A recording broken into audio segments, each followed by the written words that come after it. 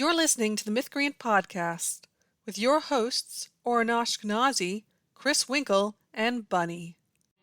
There was a castle by a waterfall with a pink and purple wall and a princess living there. She had no parents and was all alone. She got by on her own and she liked it pretty well. 'Cause she never wore socks. She had a pet snake. She bought her a guitar and she ate a whole cake. And there wasn't anybody there to tell her what to do, so she did what she wanted to. Everybody knew the story of the princess who saved herself. Welcome to the Mythcreant podcast. I'm Chris, and with me is Bunny. and Oren. I'm afraid we have a new podcast nemesis. They're constantly making snarky jokes at our expense, which, excuse me, is our brand. Ugh, the nerve. We hates it. I know, right? And these jokes, they're really deep cut. Like, they've been listening to every episode. So clearly the only way to settle this is to challenge them to a podcast off, where their hosts come on our podcast and our hosts go on their podcasts to fight, of course, just to fight. Yeah, we'll get them. Nothing else going on here. We don't even like them. Yeah, well, what else could be going on here? I don't even know. We hate their guts and they hate ours, and that's all there is to it. That's all it will ever be. We're just enemies. It's interesting how we managed to make podcasts into people.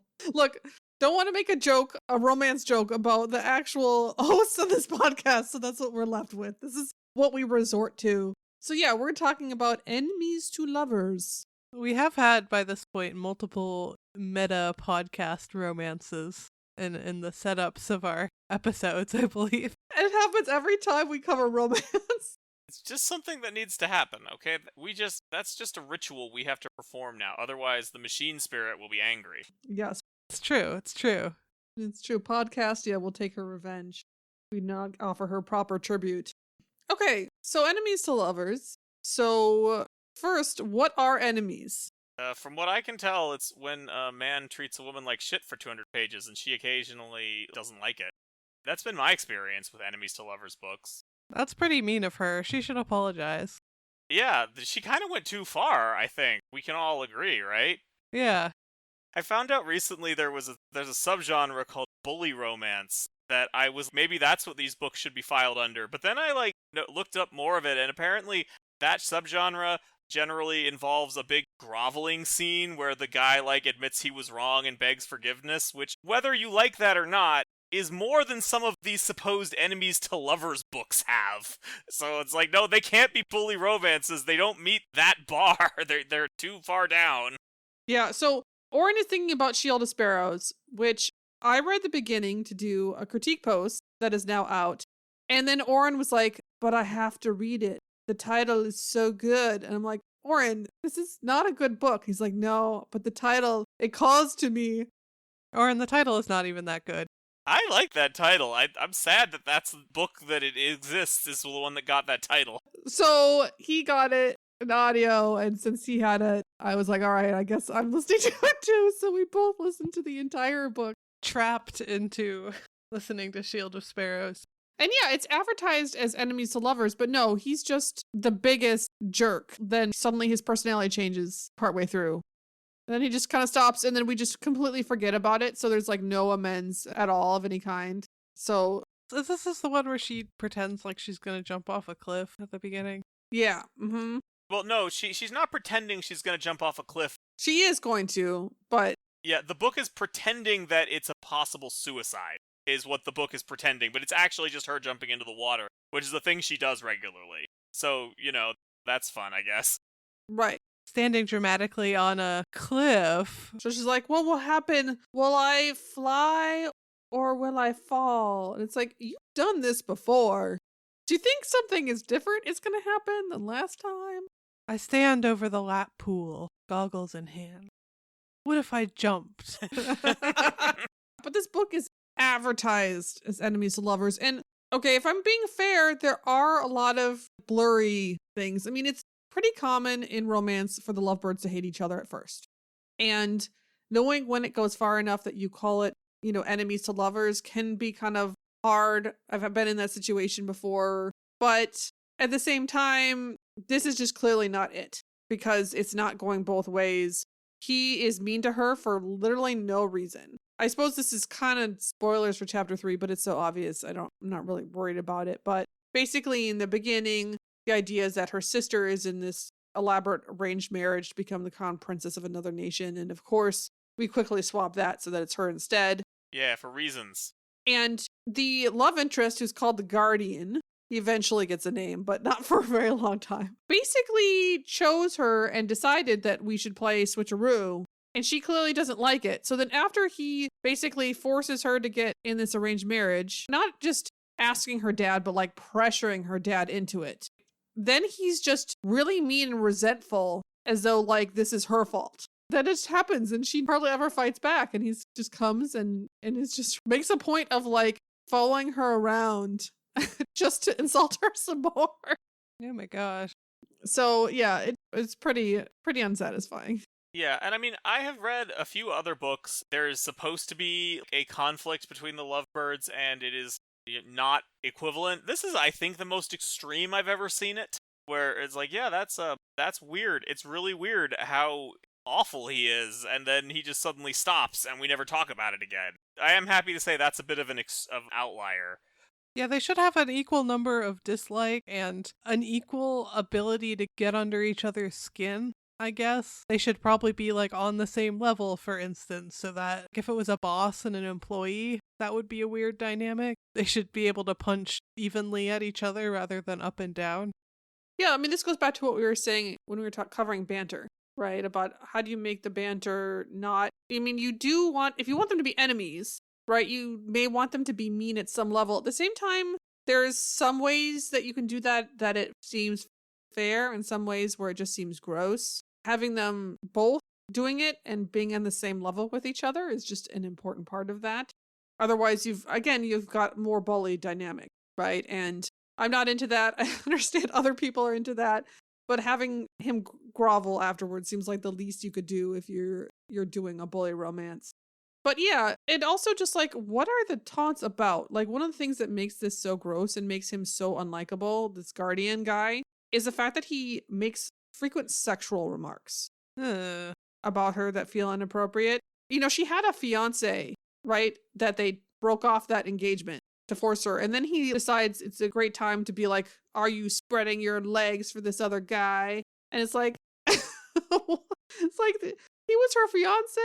I mean, and you decided to take her away from him? Like, this is a weird thing to get mad at, and just also makes it feel punching down, because it's, you know, man talking to a woman. And luckily, this setting is actually surprisingly sexually liberated, which the kingdom is supposed to be patriarchal, so it's a little unrealistic, but whatever. But nonetheless, the real world context is that kind of thing is just really gross, you know? And so any kind of like using slurs or punching down is just always going to feel particularly bad. Yeah, maybe this isn't the expectation other people have, but when I see a book or any story advertised as enemies to lovers, I expect them to be enemies. Okay, so what is an enemy? Now you got to define it. People who work at cross purposes. That's my basic definition of an enemy. I know a lot of people I don't like. Almost none of them are my enemies. They're just people I don't enjoy spending time with. I've only, in my life, had like 2 or 3 people who I would consider even mild enemies, because we were like working at cross purposes. Like, one guy at a place I used to work really didn't like me, and the rumor is that he was the reason I never got a job higher up. Who knows if that's true, right? But if it was true, he was at least mildly my enemy. You know, there are a couple of other people like that, but it's very rare. Most of the time, I just don't like somebody. You mean it's not enough for me to get my dog's leash tangled in the leash of a cute guy, and then we stumble into each other and the dogs wrap around us, and I'm like, oh, well, I'd never. And he spills his coffee on me, and he's like, you got in my way. Technically, the dog is your enemy now. I'm sorry about that. You're enemies of the good boy. Oh no, there's no coming back. Okay, well, I will, for instance, here's an example that I think works that I don't think you have to super lean into the cost purposes if you have other stuff going on. So, Fourth Wing, you know, Violet and Xaden, I think that qualifies as enemies to lovers. They do warm up pretty fast, so they're not enemies for that long. Right. But at the same time, what they have is family history. Once they're in school and they realize that they both are actually pretty good people, they don't have cross purposes anymore, but they think that they might. There's like mutual distrust because of a background where their family members killed each other, during this rebellion that happened. When she goes to Dragon Academy, actually it's really funny because it's just so tropey, so blatantly obvious, where this is just like, and last thing, don't go anywhere near Xaden Ryerson. It's like, okay, that's the love interest, huh? Yeah, don't do it. So I went near Xaden Ryerson. Right. And immediately, oh wow, this guy, he's so hot. He's the hottest guy I've ever seen. Look at how hot this guy is. And what? He's Xaden? Xaden who? I think you can slot the types of adversarial relationships into a couple different buckets. And the one that you're describing there is one that I'm calling political factions, where they're part of adversarial factions with like opposite aims, or that they have, bad blood. Like Romeo and Juliet isn't enemies to lovers, but like it is the Montague Capulet dynamic, or like if Dune had a romance, I guess, between the Harkonnens and Atreides, that would qualify. There's fanfic about that, so sure. Yeah, I'm sure you could find plenty on AO3 officially. Yeah. And then I think that's also shades of the competitive rivals, for lack of a better word, which is where it's more circumstantial dislike and they're working against each other for a goal that they can't both win. So like both want to be the concertmaster of the orchestra or the starting quarterback, or they're both competing for the same grant. I think that qualifies. Mm-hmm. Yeah, I mean, if you make rivals, I think you make rivals, you really got to have them compete over something. Yeah. Right, to make it intense enough. But, I think you could have a situation where there's just kind of deep personal history that's kind of bitter. I call that one sworn enemies. Deep interpersonal conflict. That they've been wronged, or they've wronged each other, or always a big misunderstanding. I feel like this one is difficult to pull off if they have a bad history with each other, because what you don't want is for one of them to have had a very good reason to cut off the other one. Yeah. Like if one of them has gone too far. I mean, it's the same with personality clashes. Like, you can do a good personality clash that creates interpersonal conflict, but a lot of writers have trouble just not making either character a jerk, right? So I have an article that lists ideas for personality clashes where they can both be a little bit wrong. And for personal history, I have one that I put out recently that's how friends can have a rift between them. And that one's meant for them to like make up, but you could probably take some of my list there, for a past breakup and use something like that if you need ideas for how to have them have bad blood in their background and make them both a little wrong, so it's not just one person's terrible. I've noticed that, at least in successful stories, maybe this is just because the books that I read tend to have romance as a side plot. I've noticed that there are way more enemies to lovers in TV shows that I watch than in books. Like, I was really struggling to come up with with examples from books, but like, when I think of TV shows, it's like, oh, Catra and Adora, Buffy and Spike. It was pretty easy to find some. And with like books, I was like, Luke and Mara Jade, I guess? I think Spinning Silver, Miriam, and the Stark qualify. Sure, yeah. Yeah, so that's a situation where, like, the reason I think it qualifies is Miriam does kind of get him back at some point. As opposed to there's another romance in there that has some similar dynamics, but isn't as good between Arena and this prince. And at that point, he's just, got an evil demon in him and is doing bad things because of his demon, and she's just surviving, right? And that does not feel like enemies to lovers. With Miriam, first the Stark comes as like, hey, you can, basically metaphorically turn silver into gold. Well, no, it's literal, but not magical. It's not really metaphorical. You can literally turn silver into gold. That's useful to me. I don't really care what happens to you as long as I get, this gold because my kingdom needs it. And then after he's basically put her through enough, she finds a way to escape that ends up getting him in trouble. So she's able to again throw her own punches. That would meet my working at cross purposes definition from earlier. This part is kind of interesting. So on a whim, I decided to look up and see if the first Crescent City book is advertised as enemies to lovers, because like I wouldn't describe it that way, but I've, the two characters like don't like each other when they first meet, and that is sometimes seems to be all it takes. It's not advertised that way, which is interesting.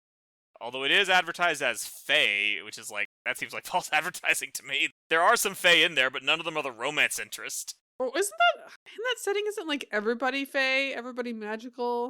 No, they're all called Vanir Okay. for some reason. Might as well take a random Norse term, I guess. The main love interest is like an angel, and like the main character's brother is fae, and admittedly, her brother is written enough like a rival romance interest that I kind of wonder if originally that's what that character was. Interesting. Yeah, I didn't like it. Her brother is really possessive of her. Granted, so is the love interest, so, whatever. But it was weird, as like, this doesn't really feel like a brother character to me. I don't know how these are arranged, but if you look up enemies to lovers and then just go to the first Goodreads page that shows up, the very top one is the Cruel Prince, followed by Fourth Wing. Yep. The Cruel Prince, I also did a critique of that, but didn't get introduced to love interest. That one I think isn't that one a bully romance? Maybe? I can't help you there. Yeah. But yeah, Romantasy, I'm sure, because Romantasy typically has some really high stakes plots happening alongside the romance, so that's where I would expect to see at least some enemies to lovers. Danger Boys. Yeah. But anyway, obviously, romance starts, you establish their enemies, generally working at cross purposes. Usually, they also dislike each other at some level. And then the next thing that has to happen is you have to force them together. Right, and I do wonder if maybe that's also part of the reason why I tend to see this more in TV than in books, because I think in TV we are just more willing to accept contrivances to get characters on screen together at the same time. This is my new working hypothesis. Whereas with books, it's like I have often struggled to like find reasons why the protagonist and the antagonist should be in the same space, even when I'm not trying to make them fall in love. It's just like, I just need them to interact a little bit. I mean, TV series also have more time to, like, unspool that. That might also be part of it, but... Yeah, I mean, this is, again, what we talk about with I commonly call the push and pull of romance, where you need something that pushes them together and something that pulls them apart, right?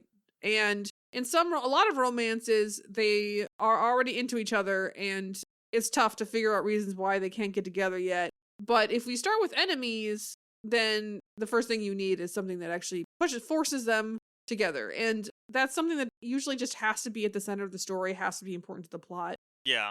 Right? It's not easy to think of that last minute. You need to be in the same room. So, an alliance of necessity, even for enemies, right? Introduce another enemy, give them a common enemy so that they have to work together, trap them in a place together. Called Trapped in a Labyrinth, or they get trapped in a haunted castle, something. An elevator. Hopefully not a whole novel in an elevator. I can see it working if they interact a lot because they're like, going head to head in various conflicts a lot. I can see that working as a way to build romantic chemistry. Now, you need to be careful that like the mood fits what they're doing, right? Like, it's probably not going to be good flirting if this is like a super serious, gritty story about like trying to protect refugees. That's not, it's going to seem real weird if your characters are flirting while fighting over that. I mean, if they're already like classmates or coworkers, right? That's certainly a lot easier. Like, oh, they have to share a class. Yeah. Even then, I mean, it can be useful. It's like, okay, we have a competition in school, they butt heads. Then, because they were fighting, they both get in trouble, and then they do detention together. Yeah, that's classic. They gotta, like, clean the school or something. And then the school sends them to do something that is, like, irrationally dangerous that a school would never do. And then they have to bond. There, we solved it. We figured it out, guys. Or like the buddy cop thing. We have a whole episode on that where, they have a run-in and they dislike each other, and oh, you got in my way during this caper, and oh, you shouldn't have, you were the one who got in my way.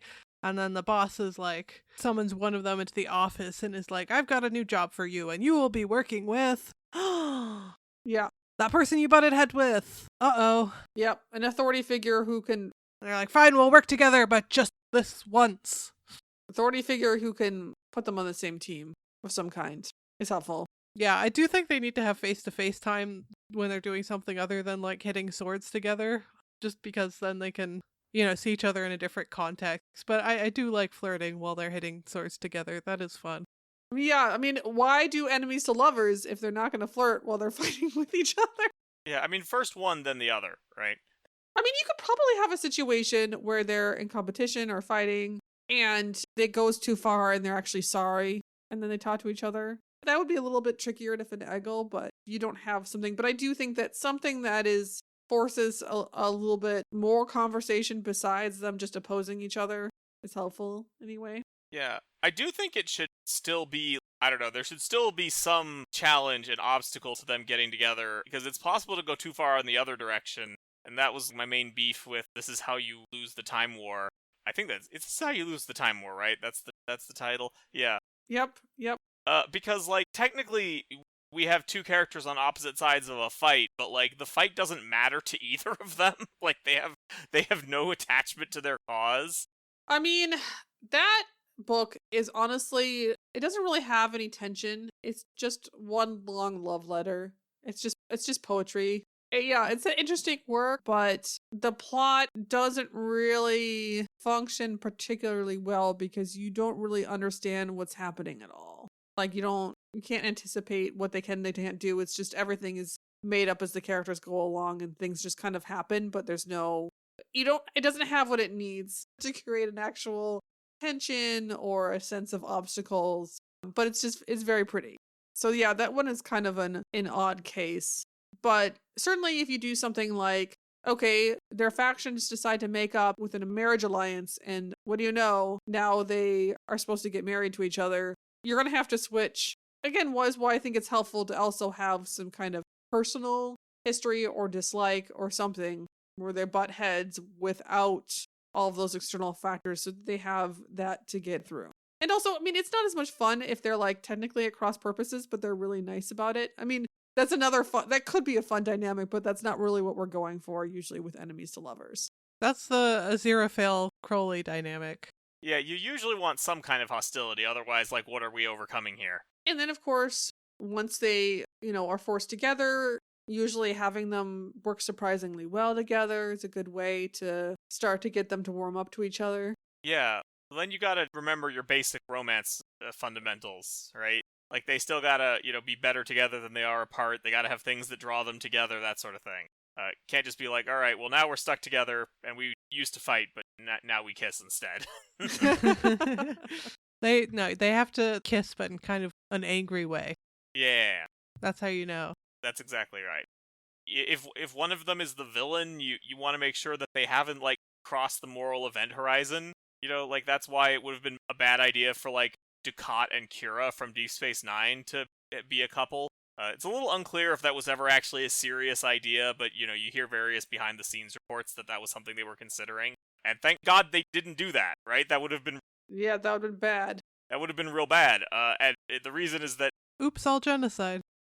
Yeah, Dukat, even before he became a full villain, had, overseen a horrible military occupation. That was just too evil. He can't be a good romance interest for Kira after that. Yeah.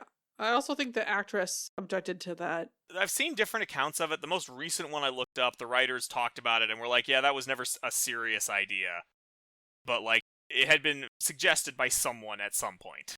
And there are, like, some episodes that made fans wonder if they were going in that direction. But, like, your villain doesn't necessarily have to have been, like, a genocide guy to have crossed the moral event horizon, right? Like, there are less extreme ways that they could become too evil to have a good romance with. Just coming to mind, because we were talking about books versus movies, and obviously some of the enemies to lovers we have seen have actually specifically been TV shows, like Adora Katra, and TV shows have usually a lot of time to develop characters if they have the same cast. I mean, not anymore. Right, now it's a lot less, but... Once upon a time they did. Yeah. When they got enough episodes. Whereas I'm thinking of Willow, the original 1989 movie, which still is a surprisingly good movie, has held up pretty well. And it has this romance between Mad Mardigan and, oh man. Sorsha. the Sorsha. And I honestly think that they do a really good job of finding ways to like have them interact and build chemistry, despite the fact that they are on like violently opposing teams where, you know, first she captures him, then he captures her. I mean, if you need a way to force them together, having one side capture the other and then like use them as a hostage or compel them to help in some way can be one way of doing that while keeping up a lot of the antagonism. And we have a whole, you know, scenario where like they have a love potion, but luckily they don't get too creepy with it. I still get a little creepy with it. That scene gave me the willies. Where he goes in and starts spouting like love poetry to her in her tent when he is supposed to be grabbing the baby and running. Yeah, I mean, at least she's not using it on purpose to try to seduce him. Like, that's where the bar is on love potions. Yeah, I mean, the fact is that, you know, she didn't use it on purpose. He had another reason for going into her tent, I think is also important. He didn't actually go into her tent to creep on her. He wasn't needed to, you know, get the baby back and then saw her and the love potion took effect. You know, there's some things that make it better than most instances. But in any case, you know, they have this back and forth and then later he takes her hostage and it kind of gives them exposure to each other. But like they didn't have a good way in the movie. And I think partly because they just didn't have enough time to get her to realistically come over to the other side. So she just spontaneously watches him like kill a dragon and then she's like, that's hot. And Yeah, she's into it. Instantly is on the other side. It's real weird. So I do think that books have the advantage there. But again, there can sometimes if one side is supposed to be, oh no, we're the baddies, you know, you're going to need time to give that character their own incentive to realize that or leave. Yeah, they need to believably change sides, and that was with her. She went from being into Mad Mardigan as an enemy to suddenly deciding that overrode her like previous loyalties to her mother. And it's like her mother's evil, but at the same time, she clearly wanted to please her mother before. She was clearly going for motherly approval and something in there to help her reevaluate that. And it could have been caused by Mad Mardigan, right? If they'd had time, but that would have really helped that plot. Yeah, we needed like another couple episodes worth of time to make that believable. Yeah, I do think with novels, like one of the helpful things about enemies to lovers is sometimes people can run out of obstacles. And so it does extend the amount of time that you can have the romance last because they start out as enemies. And then once you get them past that, you have to introduce new obstacles, but that's still more if they started out, you know, liking each other better. Yeah. So it gives them more distance that they have to get across in order for the romance to happen. And, you know, that takes time, but a novel often has a fair amount of time, especially if you're not like splitting it into a million viewpoints. All right, well, with our evergreen advice to not split the story into a million viewpoints, we will go ahead and call this one to a close. If you enjoyed this podcast, consider supporting us on Patreon. Go to patreon.com/Mythcreants. And before we go, I want to thank a couple of our existing patrons. First, there's Amon Jobber. He's an urban fantasy writer and a connoisseur of Marvel. Then there's Kathy Ferguson, who's a professor of political theory in Star Trek. We'll talk to you next week. There was a dragon with a pointy tail. He was bigger than a whale and his breath was terrible. He scared the princess when he came around. Tried to burn the castle down, but she caught him by his tail. Then she tied him to a tree so the dragon couldn't fly. She told him he was mean and it made the dragon cry. When he finally apologized, she offered him some tea. He accepted it graciously. Now he visits every weekend with the princess who saved herself. This has been the Mythcreant podcast. Opening closing theme, The Princess Who Saved Herself by Jonathan Colton.